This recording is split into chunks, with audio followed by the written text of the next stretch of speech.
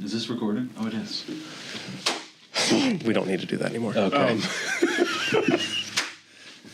You're doing a great job. Okay. Welcome back, everybody, to Homeownership. All right, go. Welcome back, everybody, to... No, I can't use that. Welcome back, everybody, to... Nope. You f***ed me up. The first one was the best one. All right. Are you someone that's been waiting for the right time to buy their first home?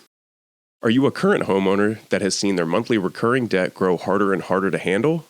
Or are you someone who owns a home with a low interest rate that's looking to navigate buying something bigger without making a financial mistake? The Hood team at Mason Mac Mortgage has solutions for all of these common problems and more.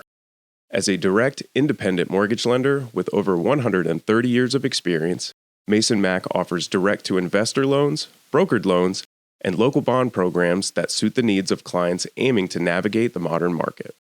To start a conversation about your homeownership goals, call 804-335-9683 or visit weloverva.com today to learn more.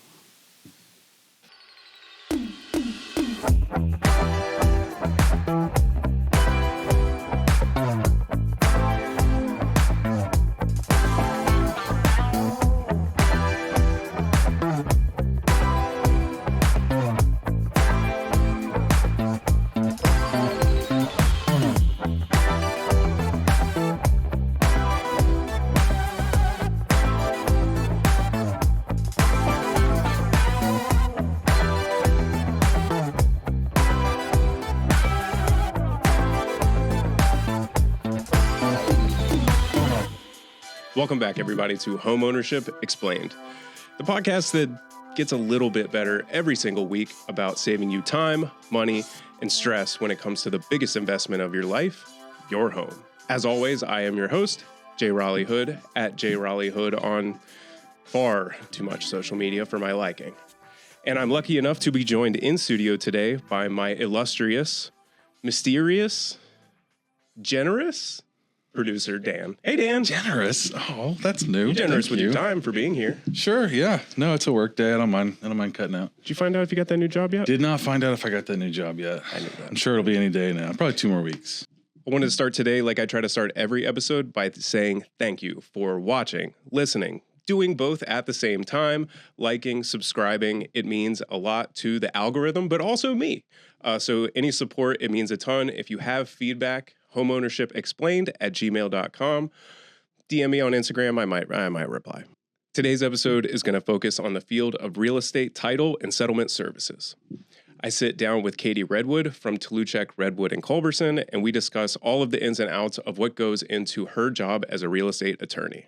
But before that, I want to go to a brand new segment that I am loosely titling Mr. Raleigh's Neighborhood. A dog peeing in your lawn, your neighbor parking in front of your house constantly, or perhaps your neighbor just has a flag displayed on his back porch that has a giant F-bomb on it that you drive by 2 to 4 times a day. These could be problems that any of us face. And that's because there's bad neighbors out there. And it's our job to keep you from being those bad neighbors. So part of our mission with the Homeownership Explained podcast is to sort of keep you informed. Once you have this valuable asset, how do you keep it? How do you stay out of being at war with your neighbors all the time? How do you get invited to the block parties? Those little parties I keep hearing about where people put their keys in a hat at the end of the night. Hey, This sounds like a lot of fun. You're going to get to one, though, buddy. You're going to get to one. Looking forward to that. I hear they do a lot in Germany. Man, we may never know.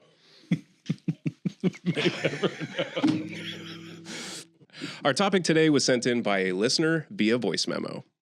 Woke up in a panic this morning, thought I overslept. Here are my 2 neighbors mowing their lawns, but I look at my clock and it's 6:30 in the morning on Monday. Who the mows their lawn that early? I'm over here panicking because there's no way anybody is mowing their lawn at 6:30 in the morning on a Monday, but no, 2 of my neighbors do.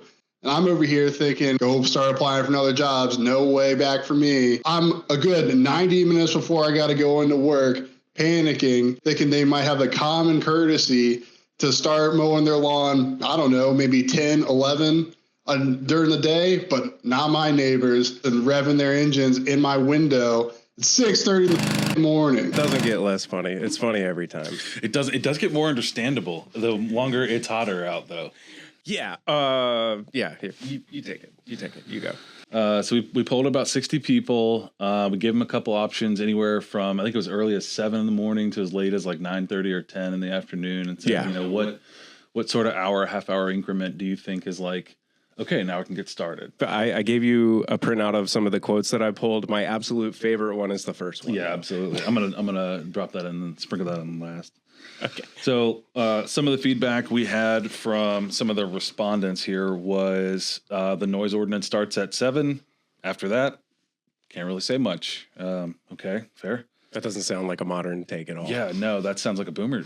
We can't say that. We can't say boomer take, can we? We'll put the lawnmower sound over it. Can we bleep it? Yeah. The right time to mow is, and I quote, literally whenever anyone fires up a mower. Which is the real chicken and the egg thing. I see where they're coming from. Like, if they're mowing, they're mowing. You don't just go out and start the lawnmower because you got 5 minutes to kill. You've given yourself an hour and a half, 2 hours to do it. I mean, that was my immediate take was, first of all, none of us need to blame this second mower. Yeah. That man just heard a mower. And he got the peer pressure. He didn't have a choice. No, he had no choice. He had to call it a work. Yeah. So he could cut his yard because he's next door to the guy cutting his yard. His first words that day were, "God damn it, PTO. Randy." His PTO. That's what he said. He said, "I got to take a day. I got to burn a day now." Burning and trimming hours. Yeah, he canceled his Christmas vacation and everything. Probably the best take that we got back from anybody was, if you own a home, what are you doing sleeping past 8 o'clock anyway? And man, that one hits home. That is a truth bomb that we all probably don't want to hear. That's what my 4-year-old screams in my face every morning when I wake up. Yeah, what are you doing past 8? You have children. Why are you asleep? I've been waiting here for 2 hours. Please. Also, you stop and start breathing a lot. I also, obviously, it's 2024. I immediately took it to ChatGPT. ChatGPT obviously prefaced it in a very safe computer way by saying, check your local listings, whatever, for the laws, noise ordinances. But in ChatGPT's opinion was 7 to 8 during the week and 8 to 9 on the weekends would be considered acceptable. I think that's fair. I mean, I don't like the hour buffered. 7 and 8 are very different. We need to dig in on a time. Is 7 and 8 that different? Yes. Yes. Are you not up 90 minutes before you go to work? I'm up 2 hours. I work at home. At least. My commute is 14 steps. Yeah. A lot of grunts, though. A lot of grunts. Yep. A lot of stretching. A lot of coffee. And I would say if we were to kind of put together all of the data, the poll of friends was, I would say, fractional, but or was split. What's the word? Fractured. The poll was fractured, but I think that the most overwhelming answer was 8 or 9. Yeah, 8:30 I think was the statistical average, but yeah, it was 8 or 9. I'm going to unilaterally make a move and say I'm going to cut off the first hour of ChatGPT's times. Mm-hmm. And ChatGPT is going to say 8 during the week and 9 on the weekends. Yeah. Yeah, and I think that's fair. I mean, if it's 8 o'clock and it's a Tuesday, you're either at work or you need to be looking to be at work. Mm-hmm. I mean, realistically, if you're wealthy enough to not have to need one of those two options, then you're not cutting your own grass, so this doesn't apply to you. But we do encourage you to listen and call me professional. Yeah. Leave some feedback. Leave some feedback in the comments. When is an okay time to start cutting your grass? On a weekday and a weekend. That's right. Now, what we haven't told the audience here is that it has been in the upper 90s for almost 3 weeks in a row. Yeah, and consistently with very little rain. Yeah. Also, my kids love being outside in the pool. Yeah. It's very hot outside. Yeah, it's cooking. I don't begrudge anyone, especially in the weekend, for not cutting their grass at 10, 11, 12 o'clock in the afternoon. That makes no sense to me. Yeah. I redid my entire back lawn 3 or 4 months ago, And I quickly went from like, you don't want to overwater it to like, dear God, please hold on to life. Yeah, literally, Dear literally, you've bleached your hair. Yeah, yard. it's the beaches of Normandy in my backyard right now. There's little patches where I'm like, oh. So, all right. So, okay. So the heat maybe allows for some exceptions. What about, so I've got all electric yard tools. That was me and one other person in our chat immediately said electric or gas because this person, Huge difference. This person may play bass in the band that I'm in. This person may take every opportunity to mention that his yard is bigger than mine, and that I have electric appliances because you know what? It isn't that big. It's not that big of a lawn. Sorry, and it's not very loud, and it's very practical. Now, size doesn't have anything to do with it. Are you saying speed has something to do? Speed has everything to do with it. See, I think noise has everything to do with it. In this case, it's noise. And I mean, if you're using electric tools and you're smart about it, you've got several batteries for your different utilities or your different tools that all can go in the same tool. So, is it better for the environment? I mean, I don't you're think still that's making up the batteries for us to decide. Like, good call. Good call. Lithium mining is a pretty devastating thing. We already did yeah. that. We already covered lithium mining. Yeah. I mean, and the other side is you've got morning people and night people. I am a devout night person, and I really go against my nature when I get up early, and you got to do it. But I wouldn't want to be disruptive to my neighbors past 8:30 or 9 o'clock at night, especially on a weeknight, maybe even weekends, maybe to 10 and maybe 11. Especially when you own the home. Yeah. Like you're not leaving conveniently anytime soon. This They're isn't probably not. Vacation Airbnb, man. You got to answer to these people as long as you live there. No, this is beyond like a brother-in-law relationship because you're going to see them a lot. Yeah, like you didn't whether have you any want say. to or not. Neither of you had say, really. Yeah, I live in this little cul-de-sac, and for a while, parking is really, really challenging. Our driveways are just big enough for 2 cars, and a lot of guys in my neighborhood work in trades, so they've got trailers to carry around their yard equipment or whatever, and it's tight parking in the back of a cul-de-sac. You know that. I think you live in the back of a cul-de-sac. I do. At the top. I like to say I live at the top of I also live at the top of the cul-de-sac, king of the castle. Yeah, I mean, nobody's going to be above me. I don't say that every time I pull in the driveway either. Is just to be clear. But like, so when you start this little drama and this little nitpicky, this little stuff, you got to really think about it. Did that one day getting up early, are you going to hold a grudge against? Are you going to even remember that when you get home from work that day? I wouldn't. I think I'd forget about that. I would go as far as to say, rude. I would go as far as to say that you should really try to not. I think you should really exercise self-control. Yeah, and I don't even think really pick your battles. I don't even think it's about being a good neighbor. I think it's about not being a bad neighbor. If you can be a forgettable neighbor, you're all the better for that. Yeah. Low effort, high impact, right there. That's what we want. You want to be a forgettable neighbor. Job interview's over, man. You don't want to be the best yard. You don't want to be the worst yard. You want to top third. Personally, my verdict, if I want to bullet point all of this, 8 a.m. is acceptable. 9 a.m. is polite. I'm talking weekdays. On the weekends, add an hour to both. So I would say 9 a.m. mowing during the week, you're polite. 8 a.m., nobody should get mad at you.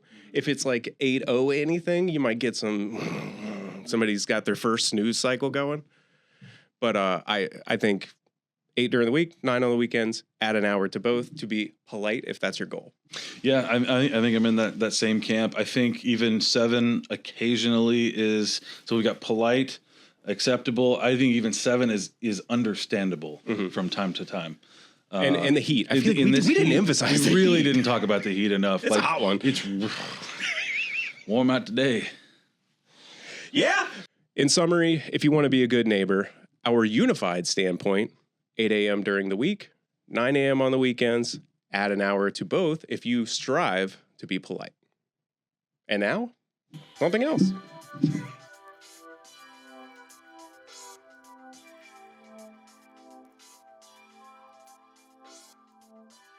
I'm going to make a loud clap. I just can't we don't need it. Yeah, but it's my thing though, so I'm going to do it. Let's see. It's always so hard to get into it. Dan. Here we go. This is how I get there. You start every episode off by yelling at me. That's true. that is facts. My guest today is Katie Redwood. Are you guys TRC Law yet? We're working our way towards that, yes. Because Tluchak Redwood and Culbertson is a mouthful. Yeah. Do you want to see the outtakes from the last part where I tried to... He's got them. My guest today is Katie Redwood from Tluchak Redwood and Culbertson Law. How are you? Good. How are you? Thanks I'm for doing having me. fantastic. I'm going to ask you the same thing that I asked our networking partner, Scotty Walker. Have you ever been on a podcast before? I have not. First time. 4 for 4. Yeah. Every single person I've had on a podcast has never been on a podcast, and I think it's just because it makes me feel more comfortable to be the more experienced one. There you go. It's not going great, though. So the way that we sort of start out, we will kind of tell people a little bit about who you are, and then we'll walk that all the way to kind of what you do, and then break down the really dense kind of information that is real estate title, settlement. So where did you grow up? I know that that's kind of a big question, right? Yeah, loaded question for me because I'm a military kid. My dad was in the Air Force for 20 plus years, so we moved every 2 or 3 years from the time I was born until, I guess, high school. What are the ones you remember the most, I would Yeah, say? so I was born in California. Okay. Moved probably 18 months. Don't remember any of that. Moved to Utah. That's where I first learned to ski. So Okay. there's these videos on That's awesome. VHS of, little 3-year-old Katie just flying. 3? Yeah, 3 or 4. I Just can't flying ski. down the perfect pie V formation. Pizza French fry, yeah. That's right. I actually lived in Germany when I was 9 years old. So I was old enough to remember it, but not old enough to appreciate it. But we actually lived off base, Okay. which was really cool, in a really small town called Eulenbiss. Okay. And of all the houses I've lived in, because I've lived in a lot, that was by far the coolest one. It was almost like a tower. Ground level was this kind of like basement apartment. And then there was like a laundry room, family room, kitchen, study, my sister's room, my parents' room, and just a million stairs. Oh, Americans That's cool. would hate it. But yeah, there were like llamas and cows in my backyard. My sister broke her arm at Heidelberg Castle. Yeah, really? Yeah, we I've spent been in that castle, a yeah. day trip in the That's hospital. such a cool sentence. I've Watching never the gotten Return of Jafar. I have like Cool I have a very vivid memory of being Return in of that Jafar. being in that hospital. Yeah. And Jeez. yeah, it was cool. We were able to travel all over while we were there, which is neat. And like I said, I'd love to be able to do it again in my adult life. But real estate attorney Yeah. does not mean lots of vacation time. So maybe one day. Yeah, let me know it. I'm very happy to have your time right now. Your road is kind of like all over the place. How did you end up here in Virginia? Yeah, so I went to Virginia Tech undergrad. Okay. When my dad got out of the military, they ended up moving to Williamsburg. Okay. And when I decided to go to law school, which has a big backstory on how I decided to do that, but knew I wanted to stay in Virginia and be somewhat close to them. So considered, William and Mary, looked at Richmond, just kind of fell in love with it. Okay. I'm not a big city person. I feel like Richmond is kind of the perfect mix of both. Yeah, it's kind of choose your own adventure. Yeah, even when I was in law school, I lived kind of in the suburbs, but had access to downtown. It still wasn't far from D.C., where I had friends from high school, Yeah. and Virginia Tech. So Are your parents still in Williamsburg? they moved to Richmond when I had Graham. Oh, really? Yeah, so I got They're my those kinds. That's good. designated babysitter. But then my sister went up to me and had a kid like 3 months after me. So they bought a house in Houston and they split their time. So Wow. they spend part of the year there. Lived in Houston for It's a very while. fair. Yeah, and he part lived of in the Houston. Okay. You Yeah, just- so my parents left yesterday for a 3-week trip to Ireland, Okay. and there was the hurricane in Houston yesterday, and a tree fell on their house, and they found out as they were boarding the airplane. That's so crazy. I'm going Yeah. to take 2 minutes and tell you the story because Hurricane Harvey, the last significant storm in Houston, my parents were visiting. They lived in Houston at the time. My sister and I had moved back here to Richmond, and they were visiting on this trip they had planned for like 6 months out, and just so happened to coincide with Hurricane Harvey. So they were here when all of their belongings in their house Oh got my completely gosh. flooded and Yeah. destroyed. I remember sitting at our kitchen table, and they were like, well, it's pretty easy to move when you don't own anything, so why don't we just move back? And then they did. Yeah. Well, and I told, there's something they can do about it now. My sister's there. She's going to meet with the contractor, see how bad it is. Fortunately, there was no flooding. So it's like, That's good. You'll deal with it when you get back. Yeah. And the next picture was them at a pub drinking a beer. So I think they're drinking their insurance Very sorrows resilient. away. Yeah. Yeah. So you said there's like kind of a dense backstory to why you went to law school? Yeah, I didn't always want to be a lawyer. I come from a family of lawyers. My dad was a doctor in the military, but all my aunts and uncles were lawyers. My grandfather was a civil rights attorney in Birmingham, Alabama in the 60s, which was, talk about tumultuous times. He ended up leaving and joining the Peace Corps and was in Sierra Leone and Guyana for, I think, 5 years, came back to Mississippi and dove into kind of the civil rights sphere again. Jeez. And ended up teaching for a number of years at Alabama School of Law and kind of revolutionized their trial advocacy program. So talk about epitomizing like public service. Like, yeah, no kidding. Like that's an shoes to impactful fill. life. Yeah, really cool. And I wish I had asked him more questions. He passed away when I was in college before I decided to go to law school. And I wish I had talked to him more about it, but I had my aunts and uncles as kind of resources. So I went to college not knowing what I wanted to do, tried a lot of different classes, thought I might go the teaching route, and honestly ended up going to law school because I still didn't know. And I know there's lots of things you can do with a law degree, and fortunately I was in a position where I didn't have to make a decision right away. So I ended up enrolling in Richmond and didn't know I wanted to do real estate until probably the very end. I tried everything under the sun while I was in law school. What was it about real estate that you felt drawn to? Yeah. Well, I knew I didn't want to do litigation. Why? Just what is litigation? Yeah. When you go to court. Actual. Yeah, going to court. It's more adversarial. I find myself to be more of a collaborative person. I would definitely agree with that. I think everybody kind of, when you're buying or selling a home, everybody has the same goal, right? To complete the transaction. I think transactional side of law kind of suits my type A. Yeah. Detail-oriented personality as well. When you say it like that, it is very different. Like I have my sister-in-law's in law school right now to do like be a trial attorney and stuff. And like, it's very much like using your creative brain, like thinking about how you can pick apart logic and stuff. And so much of yours is just like, it says right here. Yeah. And you can't do both. So my law partner did litigation for the first, I think, 10 years of his practice. His partner passed away pretty suddenly, who did real estate, and so he had to take over a lot of that. Gotcha. And he quickly realized if I'm in court away from my computer and I'm missing out on the almost thousands of emails we get a week, you're not going to have happy clients and you're going to lose that business. So he had a decision to make of whether or not he wanted to pursue litigation or stick with the real estate business that was kind of booming at the time. And that's how I ended up joining up with him. He went off on his own and needed some help because he was drowning in the work. Yeah. So, and you have been with soon to be TRC Law for how long? Almost 9 years. Yeah, I graduated law school in 2015, joined up with him right at the beginning of 2016.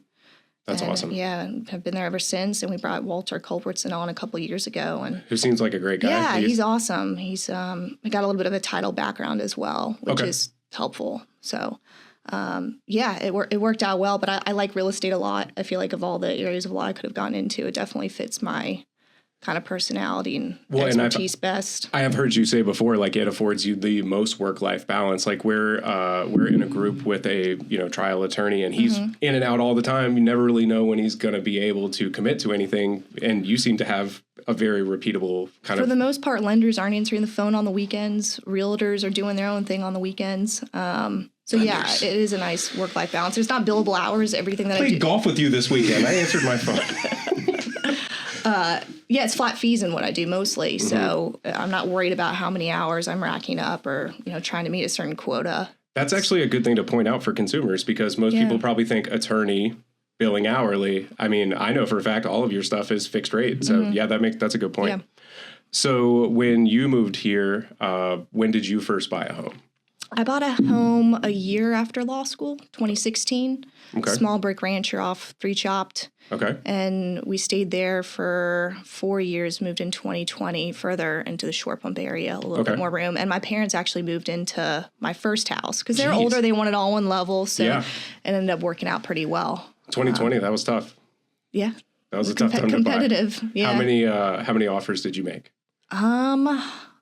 I think just one. I got really lucky, with house number 2. I'm actually surprised that so there was an open house and they said they were accepting offers on Monday. So we submitted one, and on Sunday they had already responded and said they wanted to work with us. So I don't know whether I wrote a very convincing letter or they just liked the terms enough, and you had to offer a lot, right? That was the as-is, waive inspection, and come waive highest appraisal. And best, like no playing at cat and mouse. Yeah, and fortunately I didn't have to sell a home to buy one, which is huge. I was very fortunate to have that situation, which is not the case for a lot of people. No, and we looked at 33 houses. We lost like 5 or 6 right around that same time, like end of the year. And I remember Lindsay and we would write that letter every time because you never know. And I bet yours is one of those. So I think the owners went to Virginia Tech. And so I was wearing a Virginia Tech shirt, and I swear there were cameras in there, and they saw. And of course you want to say nice things because you never know who's listening. That's but true. I don't know whether that made a difference. But I don't think I'm ever going to move again with my interest rate. So we'll see. Do you want to tell people what it is? Very, very, very low 3s. Oh, 3s. That's cool. That's I got good, you. Yeah. So if we're trying to give people an idea of what you do, what is a typical day in the life for you? Emails. Lots and lots and lots of emails. Not for me. Not for you. I said not from me. Oh, from you. No. I just text you and I go, is it good or not? We not? dabble in text and email. Dabble? No, a lot of emails because I'm working with a lot of different people that are part of a real estate transaction. So it's coordinating with the realtor, the client, the lender, whoever's representing the seller side of the transaction. And I feel like and you have everybody in between. Well, and you have a really quick response, and I would imagine that comes from years of people expecting that. Yeah, I mean, you got to be quick and responsive or you will lose your agents mostly because they want to know exactly what's going on at all times. So yeah, it's a lot of emails. Usually try to knock those out in the morning. And I don't leave the office without making sure every email is flagged or responded to, even if it's a, hey, I'll look into it first thing tomorrow morning. I just have too much anxiety with questions out there lingering, so I've prided myself on doing that. I'm really good when I get home not checking the phone email, but when I'm there, it's like you're sitting down to work and you're making sure that and I feel like one allows you to be the other. Like if you're always on and you're on top of everything, then you're allowed to say, and I'm off. That was hard the first couple of years of practice is putting the phone down and being like, I'm going to get burnt out if I don't take a little bit of a break. And most people will respect that. I have said, I mean, it's a difference maker for me because my main competition is banks, credit unions, places that close at a certain time and are not open on the weekends. So historically, I have always said, call me anytime. Right. Because that's a great chance for me to be differentiate myself. The worst thing that ever happened to me was 2020-ish when things were going crazy. I got 2 loans at 9 or 11 at night. Both loans got under contract. Both were like, $400,000 plus price points. Now every day I'm like, oh, that could happen again. Yeah. The worst thing ever. It's never going to happen again. Yeah. So yeah, it's a lot of emails. A lot of it's reviewing title work that comes in. So when I get a contract from a realtor, they usually provide, contact information for the buyer so I can touch base, sort of explain the process. And then right away, even before I get a lender's title request, which is a little unusual, I go ahead and order a title search. I don't want to be the reason that a file's held up, even if the deal falls through and I have to, eat the cost if I can't get that expense back. What is what is a title search for the consumer? Like what are they going to get out of that? An abstractor, a qualified abstractor will go out to the land records and they will look at, when I say title, I mean the ownership of the property over the last, usually it's 50 or 60 years. Right. Get copies of everything. It'll get reviewed by a title company that will put it in the form of a binder that kind of summarizes what's going on in the chain of title that I can easily look at and say, hey, it looks good or these are the issues. And then I can go into the title search itself and pick out those documents if they need a little bit more attention. So what's like a common issue or two that you would see at that juncture? Yeah. So unreleased deeds of trust are a big one. So let's say you're buying a piece of property. The seller of that property usually has a mortgage. They had to get a loan to buy it. When they sell the home to you, they are going to have to pay off their mortgage. Okay. When they pay off their mortgage, that lender is then responsible under law to record a release of their lien in the land records. They're supposed to do that. That doesn't always happen. Yeah. All right. And there's programs in place. We don't see it as often now, but 5, 10, 15 years ago, they weren't doing what they were supposed to be doing a lot of the times. So then when that buyer turns around and sells it down the line, if that lien's still there, that's a title issue, and you're not going to be able to sell the home until you get it fixed. And so that's why there is the huge discussion about title insurance, seemingly always. I would imagine you're the one fielding that question 99% of the time. I get it every once in a while.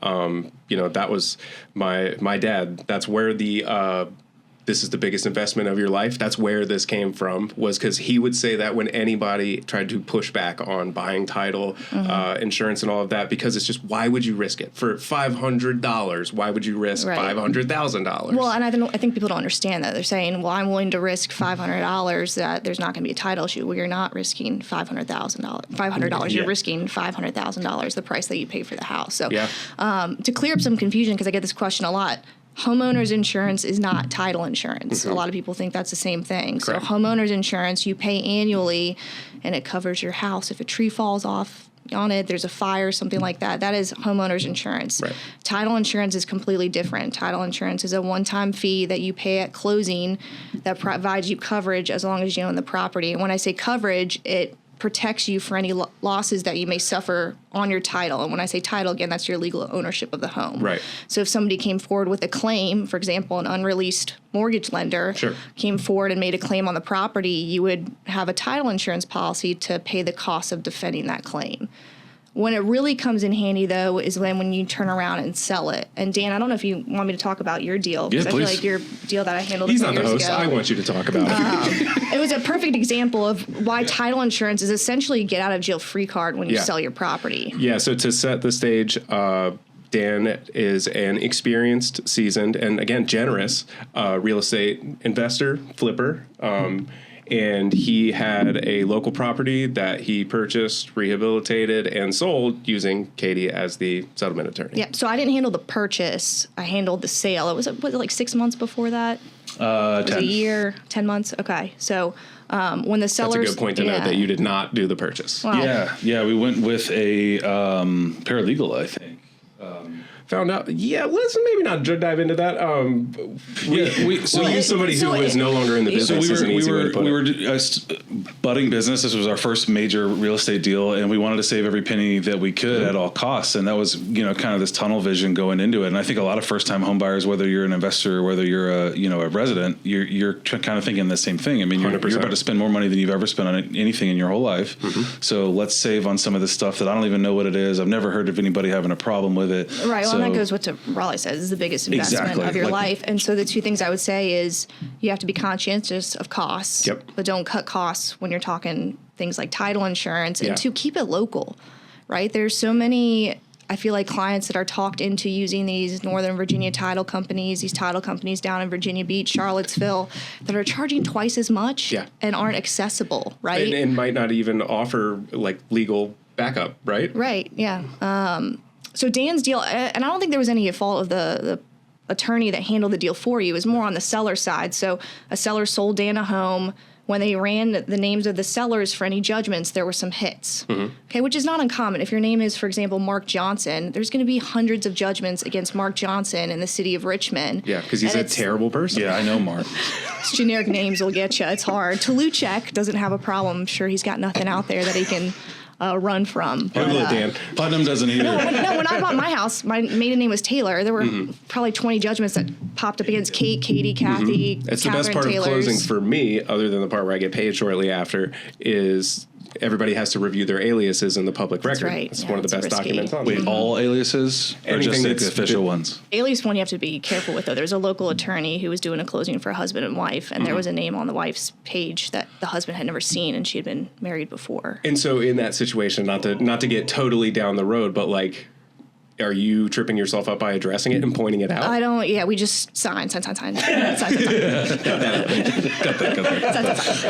no. Strike that from the record, I think is what we have to say today. We're going to have to strike that from that is official. No, so Dan's deal. So there were some hits on the names of the seller. Pretty common name, if I remember. So there's one of two options. Either the judgment is that person's, and if it is that person's, it attaches to the property, meaning that creditor has an interest in the property. Right. And if the home is sold, they're entitled to a payoff of whatever they're owed. Mm-hmm. Or it's not the seller, it's a common name, okay? And in order for the buyer to get title insurance, that seller is going to sign an affidavit that says, that Mark Johnson's not me. Mm-hmm. These are the last four of my social. I've never owed Capital One any money. Right.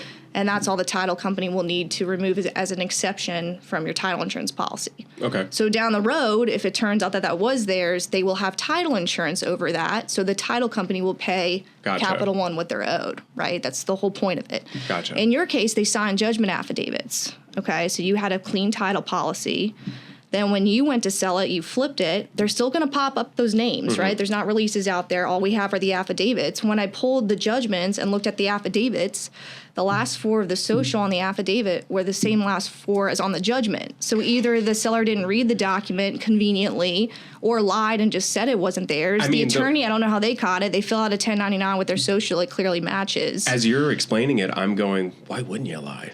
You know, what are the odds? If you're going to be covered by insurance, we're not telling you to lie. What's going to happen is the title company is going to pay it, and then they're going to turn around and go after the seller, right? Okay. I mean, they're going to want to be made whole. It sounds like something Mark Johnson would do. Mark Johnson. So yeah, in your case, you had a title policy, so that's your get out of jail free card, right? So if it pops up in a title search, your title company is agreeing to indemnify, big word, hold harmless, the buyer's title company if there's an issue, right?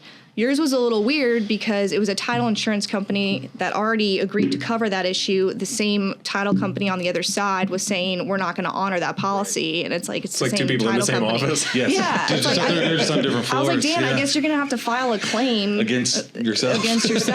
So it was a weird one. But once they realized that they had a claim coming, they're like, never mind, we'll insure over it. Okay. So that's your get out of jail free card. We don't have to address it. They lied. You've got insurance over it. Now, the contract does say that you're entitled to marketable and insurable title. When you buy a house, you have insurable title. It's not necessarily marketable because that lien's still out there. So if you got a really savvy buyer that was worried about it, even though they have title insurance, they know they're covered, they could refuse to close until you addressed it. So that's an important kind of differentiation to make. But for the most part, title insurance will be a way that everybody feels comfortable moving forward. Yeah, and having you on my team was so important. I think my first reaction was, how much is the judgment? Where do I send the check? Like I was just so afraid just to be done with it. That all of my work and all of my property was going to be lost and unsellable and wasted basically, and it wasn't. Thank you. Yeah. So and I would say 1 in 8, 9 title binders, so summarizing what's attached that come in, have an unreleased deed of trust or a potential prior owner judgment. Wow. And if you've got your title insurance policy and you've hung on to that and you can produce that, usually you can move forward without any issue. Usually they just have to run a title update from the date of that title policy, because all these title insurance companies are agreeing to indemnify and cover each other. Yeah. There's a master agreement between all the big ones. I think a lot of that too was, again, no fault of the paralegal that we used on the front end of this, but like kind of the interpretation of the will that house was bequeathed in to the 5 siblings that I bought it from is there wasn't a very clear determination, I didn't think, from did it go to the executor of the will to get rid of, or was it equally split into these 5 children's equity? Which I think that's a pretty good segue. I was going to say that perfectly that's a perfect segue to multiple topics. Dealer's choice. Go nuts. Yeah, I mean, I think one of the bigger potential title issue files that I had to deal with was a couple years ago. I was on the seller side of the transaction. So there was an owner of property in the city of Richmond that had died. Okay. And he didn't have a spouse, didn't have any kids, wasn't close to his family. He ended up having a will done, leaving everything to some lady friend that had been taking care of him. I don't know what the situation was. Okay. But is that a legal designation, lady friend? Lady friend. Okay. We'll prevent saying the actual name, but lady friend. So he named her as executor and also the beneficiary of everything. Mm-hmm. So she went to probate, and when you probate the will, you're going to court, you're bringing the original, and you're proving that it's valid. It's met all the requirements in Virginia. That's kind of the first step.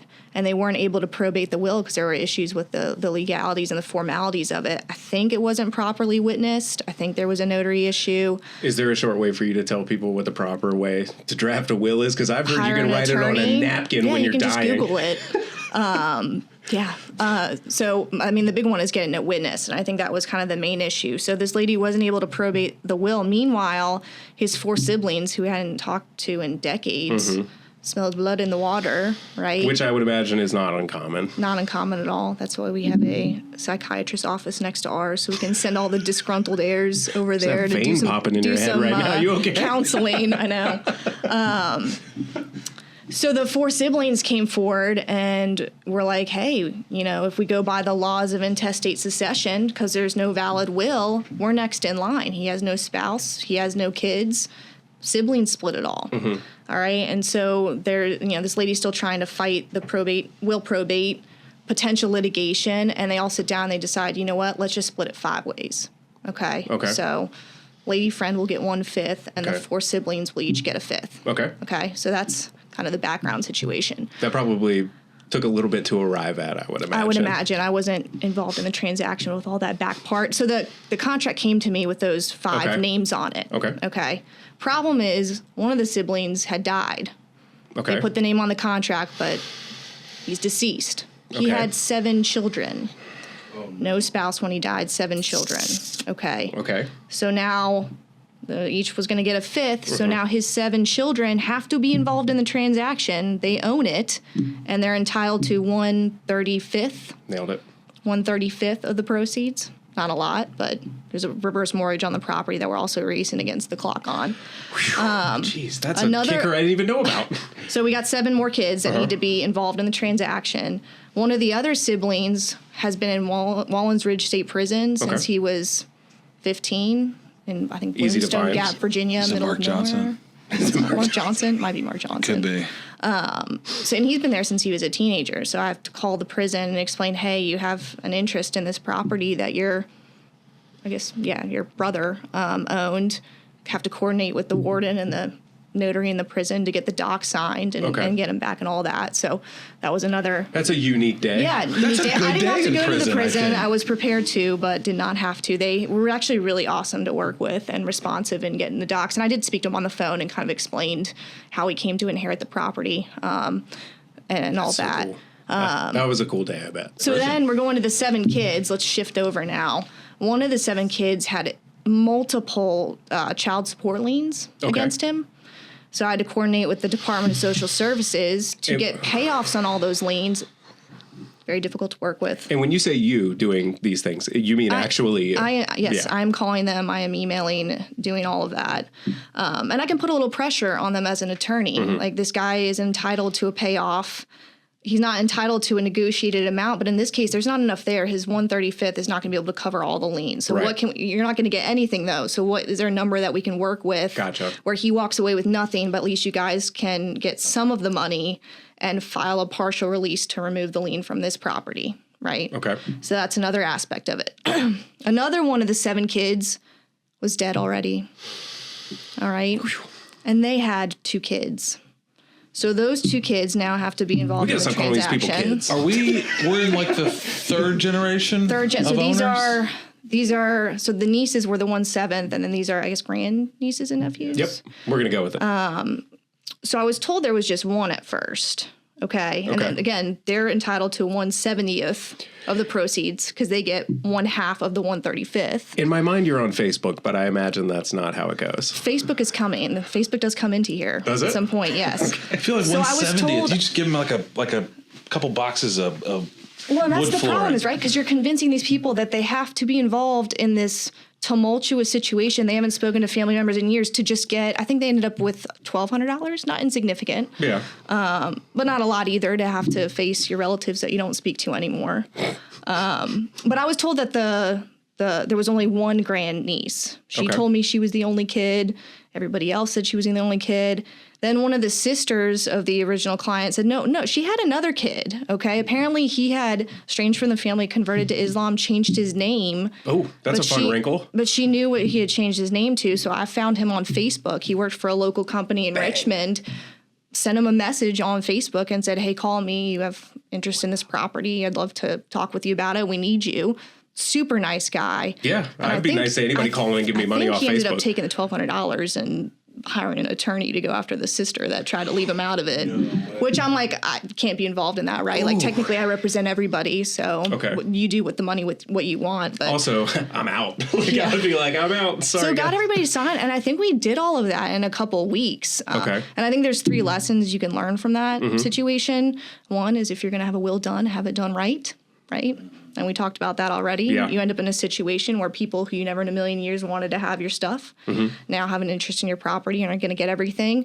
So hire an attorney for your will. Yeah, I would say I got my will right after Kobe died. That was a good spur to do that, but also definitely after you buy a house. Like, just get buy your house and have kids, right? I mean, maybe you're fine with how your property will go by intestate succession. So if you're married, it's going to go to your wife. If you're not married and you've got kids, it'll go to your kids. But who's going to watch your kids if something happens to you? It's more than just the financial part of it. So we do a little bit of estate planning. Yeah, I was going to say, how much estate planning do you really get into? Not a lot. We picked up a lot during COVID. People realized they wanted to get their affairs in order. So Kobe, COVID, anything else fun you want to mention? So I'm happy to help with that. I mean, we don't do trust, so I'd refer that out.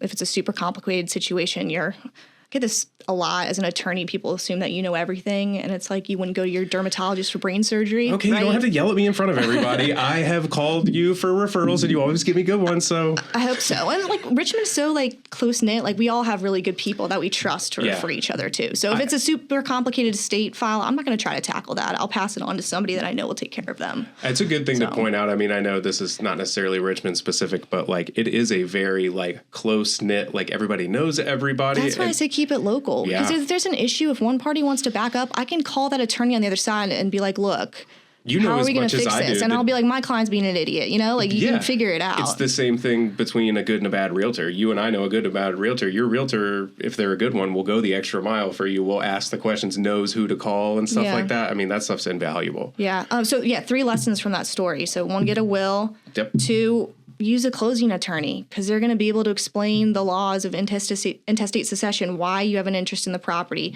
negotiate those payoffs with the Department of Social Services, give you legal advice on what could happen if you don't, jump on board and do what you're supposed to do. So that's lesson number 2. And number 3, get title insurance, right? Because whoever bought that property has a lot going on there. We've got all our affidavits saying these are the only kids. Yeah. I hope, right? Well, now all I have to do is play this episode for people when they ask title because I can just go listen to Katie talk and then talk to me again. So, I mean, maybe there's somebody else out there. Yeah. Maybe there was a 5th kid higher up that was entitled to the $16,000 that they each walked away with, right? That actually happened to my best friend a couple of years ago. His grandmother passed away. And as far as he knew, his dad was the only sibling from that grandmother. And turns out for the last 40 years, his dad had a brother who's been in and out of shelters and mental institutions for the last 40 years. He had a 50% claim on her estate. A lot of people say, I don't consider him a sibling. Like, he didn't grow up with us. Doesn't matter. My parent didn't consider him a kid. Yeah. It doesn't Unless matter. they're written out, they're in, right? Yeah. Unless you have the will cutting them out. So a lot to that. But I mean, title insurance, and I wouldn't say it's just even like a complicated situation like this. It's just ease of mind. You just bought a $300,000-$400,000 property. Don't you want to be able to sleep at night and know that the heir isn't going to come knocking on your door, saying that they own part of the property? So, can I ask a short question? God damn it, Dan. Yes. What are the consequences for you as an attorney if you don't do those things? If you didn't go to contact the jail, if you didn't reach out to the second. Yeah, I mean, I only know what I know, right? So if I never found out that there was another grandniece or nephew, I mean, that's really not on me. I'm going based on what everybody tells me. Mm-hmm. If it's something that I guess willfully ignored or something that was missed. So I don't do the title search itself, right? I don't go out to the land records. I hire somebody to do that. That's not to say that they're going to miss something, right? There's a million things. So we've, of course, got our own professional liability insurance. And if it was a mistake that we made, again, the title company will pay it. And then they'll turn around and say, Katie, what happened? Yeah. Right? But in the meantime, at least that buyer is made whole. So, I mean, I feel like you hit a bunch of these already, but is there any other common mistakes that you see from people in your field, whether it be consumers or people who are your contemporaries, other attorneys? Yeah, I mean, I think you have to keep an open dialogue. First, get stuff to your lender when they ask for it. Because oftentimes when it's delayed, it's on the person and not anybody else that's trying to help you close a transaction. Anytime a transaction is delayed, we are both here to tell you they're looking for somebody to blame. Everybody's looking for somebody to blame, so the person to blame it'll come up. Well, and usually I'm the end of the line, right? So, hey, you're not closing today. Don't shoot the messenger kind of thing. But yeah, an open dialogue, right? Like this is, again, the biggest investment of your life. Yeah. You should be able to contact your closing attorney and ask them questions. I encourage you to do that, right? When you get the title work in, your attorney should be explaining to you what's in the title work. And if you don't understand it, call them. I pride myself on making myself accessible, right? So if you've got questions or you don't even know if you have questions and you just want to know about the process, you should be asking the people that are on your team to help you. Yeah, I mean, I've seen you conduct a number of closings, and they are very much like an open discussion. Like, it's not like, hey, just keep up and sign. It's like, do you want to have a discussion about what you're actually signing? And I love first-time homebuyer closings. Yeah. Like, they ask such good questions. What's and you can almost predict what the questions are going to be. Yeah, oh, for sure. What's the longest one you've ever had, the longest closing? I had like a 2-hour one because it was, I think, a POA situation, so the husband couldn't make it. Okay. But they each had like 2 different trusts as well. So on every signature line of I think there was a first and second, of the 200-page loan docs, this poor woman had to write out like the POA language on every single document. So that one itself took a while. But like sometimes there's stuff that are wrong with the loan package, not necessarily the fault of any one particular person, but you want to go to a closing office and not do it remotely Because if you're in the closing office, that attorney can go to their computer, get the lender on the phone, reprint the documents. Yeah. If you're saying, hey, I want to buy my house in the comfort of my own home, there could be problems with that. There could be hiccups. Yeah, people lean on ceremony a lot. If I come to you with a loan packet, like, that's it. Like, I'm here at this specific time, but if this isn't right, like, there's no easy recourse. So I feel like everybody's about convenience now and ease and electronic signing, and that makes me uncomfortable for two reasons. One, like I said, if you need to make a last-minute change, it's a problem. But there's a lot of seller fraud and just fraud in general in our industry, and we have to be so careful. I'm hearing nightmare stories about, especially with vacant land. It's usually vacant land and property that doesn't have a loan on it. Fraud going on. And if you get an enhanced title insurance policy, and I guess I should go over the differences between standard and enhanced, you'll have two options, okay? Enhanced is going to be about 20% more. Okay. And this is how I usually explain the difference. So a standard title insurance policy will cover all of the issues in the chain of title that we've already discussed. Okay. Okay. Prior... Everything you know of. Yeah. Unreleased deeds of trust, prior owner judgments, issues in the legal description, maybe something's misindexed. So anything that happens before closing. Enhanced covers all of that, but also some things that could happen after closing. And one of the big ones is fraud.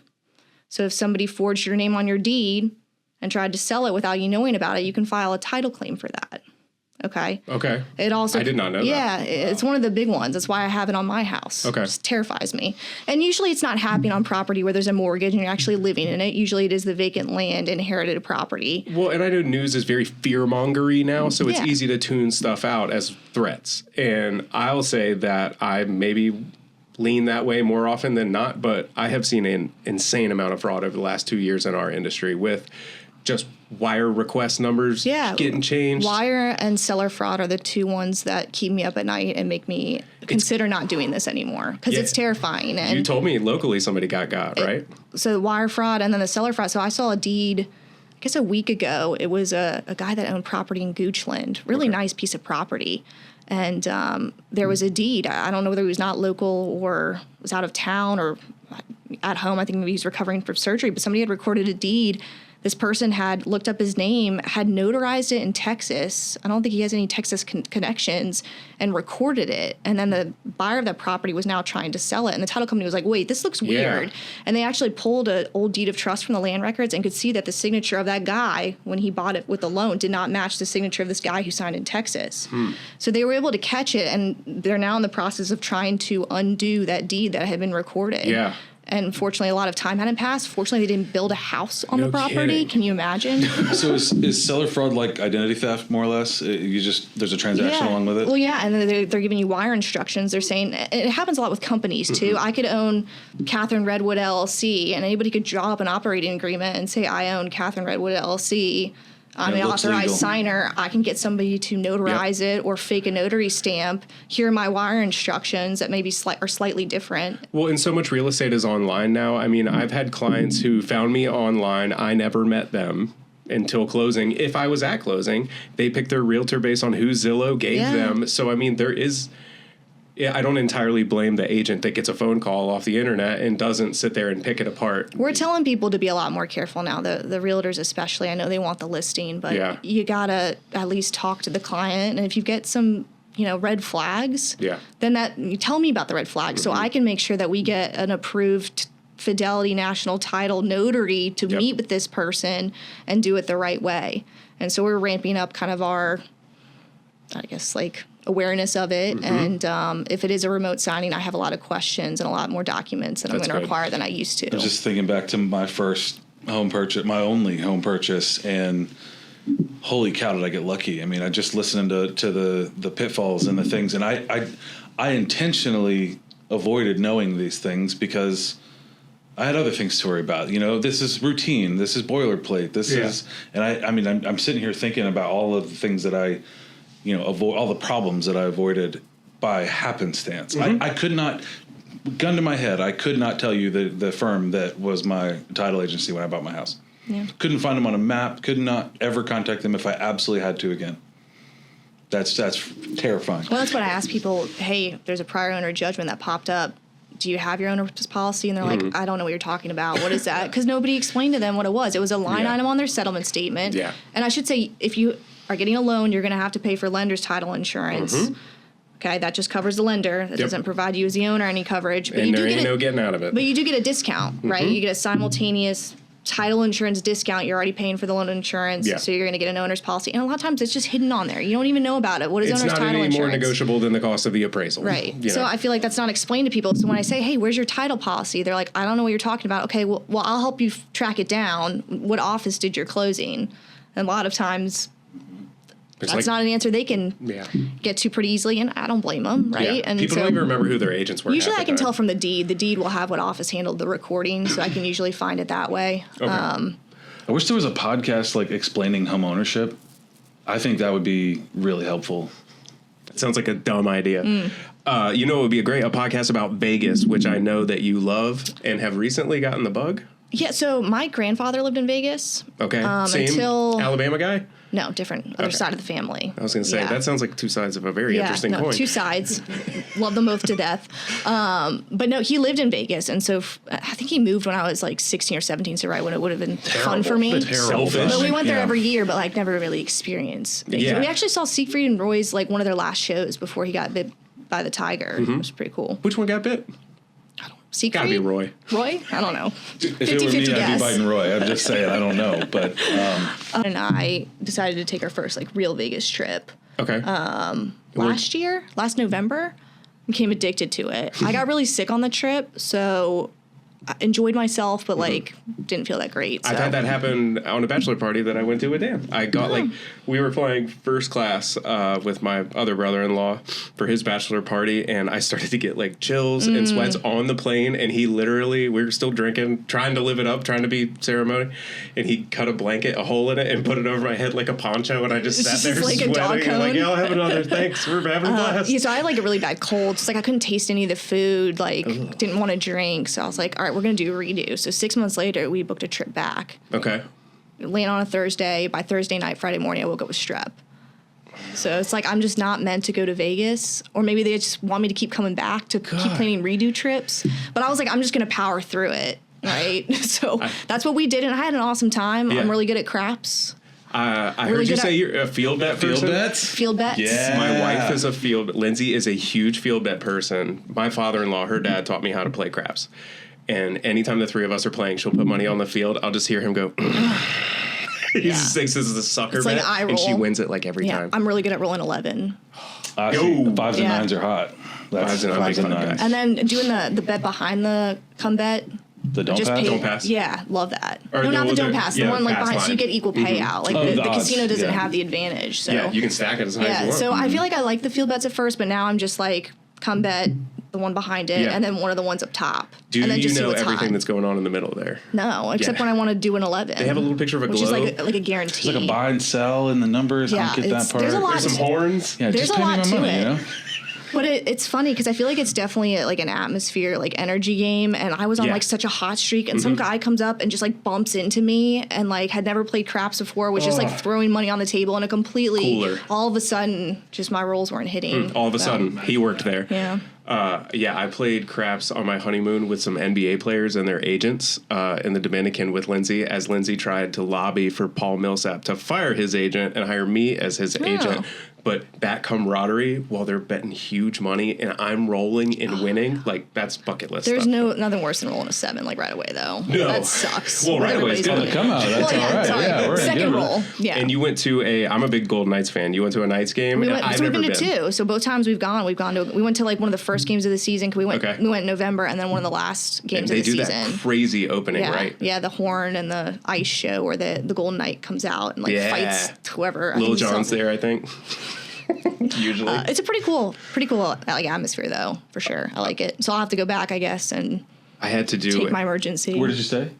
We stayed at the Aria the first time and Park MGM. I don't Those think are I both would, fancy. I don't think I would stay at either of those though. Not super impressed. We had to do a do-over Vegas trip because we went with a bunch of friends when Lindsay and I were dating, and she was under the impression that I was going to propose to her there, which I did not know. Yeah. I don't know what inclination. I had one of those as well. So, which she told me while we were there. that's so we awkward. went back and I proposed to her. Like, I was like, well, let's run it back. Like 6 months later, probably the same thing. Yeah, I really liked Planet Hollywood, like gambling wise. That was our first I just one feel that like we stayed at. you don't have to stay in a super nice place. And I'd rather be like mid strip than on one end. The Link is our go-to now because Okay, it's that's right in the good to middle of know. everything. Yeah. Link, Bally's, Planet Hollywood, all good. Cosmo's expensive. I went into Circus just to see. Yeah. Oh my goodness. Yeah. Depressing. Do they have those like 70-year-old lady waitresses there? We got like cardboard pizza, and the guy like made me walk up to the window to get it. Like you couldn't even bring it to me. Luxor, Circus, all of those. It is very sad. The slots are not loose. What was either, the one we got contrary picked to up popular at? belief. For when we were there for Tyler's bachelor party, what was the one we got picked up at? We had to walk to one, and we got picked up in the back of this hotel in a bunch of cargo vans. Did you not go? I went. For the zip line that thing? was Old Vegas. The zip lining thing. Yeah, we got the zip line thing. I had the flu. We went to Fremont What is Street. zip line We in didn't the go the desert? first time. We went to Fremont. I love Fremont. I like Awesome. Fremont. It's fun. We just sat down at a $10 blackjack table Yes. and just Binions and just Yeah, it's trash Vegas. free drinks came out. Dive Bar Yeah, Vegas. I had a great time. I wish I had done that the first time. But I wouldn't stay there, to be clear, but I do like hanging there. yeah. So first of all, literally packed full of advice and tangible information. Thank you, because I can't relay this kind of stuff myself. So thank you. Do you have any additional advice that you didn't get a chance to get out? No, I mean, I think just like trust the members of your team, right? That's why you're picking the people that, your partners that you. Well, pick a good feel like team, you're then trust comfortable them. Don't just trust whoever you get. That's true. But no, Richmond's small. It's local. Keep it local. Everybody knows somebody that can help you with your situation. And just have that open dialogue the whole time. And if people want to, get in contact with you, I would imagine you don't have a huge legal social media presence, but We have a Facebook page. Okay, is it pretty poppin'? Not as much as it should be. Okay. I'm not super into the social media, and I don't think my law partners are either. Okay. But we need to dive into that a little bit more. But we have a website, Tluchak. Guess how to spell that? Tluchak. Law.com. So you can go on our website and you can shoot me a message through that and Facebook. And then I think maybe coming to Instagram shortly. Yes. Doing a little DBA as TRC Law. TRC. So I'm looking forward to it. it's coming. Yeah. Thank you for coming. Yeah, thanks for having me. God, interrupted the end. Killed it. Thank you.